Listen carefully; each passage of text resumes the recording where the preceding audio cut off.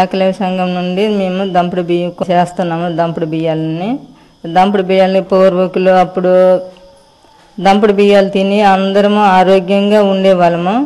అలాగా ఇప్పుడు మిల్లు బియ్యాలని రుచులు మరిగి ఆరోగ్యాలని మళ్ళీ కొని తెచ్చుకున్నట్టు మనం పాత పద్ధతిలో ఉండాలని మళ్ళీ దంపుడు బియ్యాలని దంచి మనమే తినాలి. మళ్ళీ పక్క ఊర్లకి కూడా అమ్మడం అనేది మనం చేయాలి.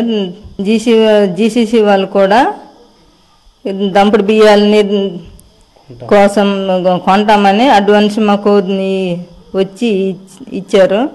కింటా బియ్యం లెక్క మళ్ళీ మేము దంచేగా తీసుకెళ్ళారు. మా ఊర్లో ప్రకృతి వ్యవసాయం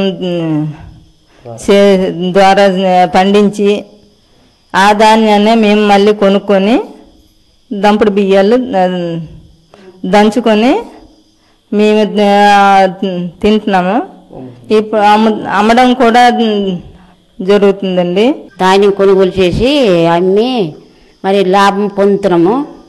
మరి అదే ఇంకా మాకు చేయాలనిపిస్తుంది. మా పిల్లలు ఈ సంఘంలో పనిచేస్తున్నారు కాబట్టి ఇలా చేయాలమ్మా అలా చేయాలమ్మని చెప్తున్నారు. మాకు అందుకే మీకు దంచి బయట ఊరికి ఇస్తున్నాము బియ్యము. మరి ఇంకా జీసీ వాళ్ళు మళ్ళా మాకు మీకు సాయంగా ఉన్నాము, సాయం చేస్తాము అని చెప్తున్నారు. దంపుడు బియ్యం వల్ల ఆరోగ్యంగా ఉన్నాము.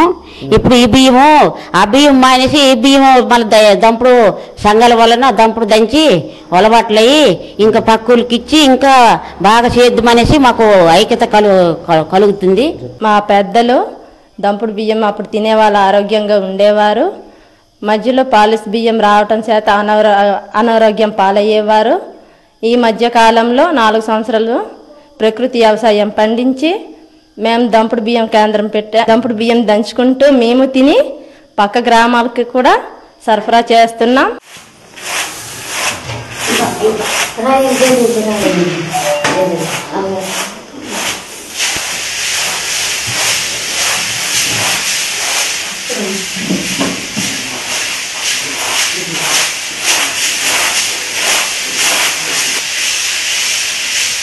Samudana.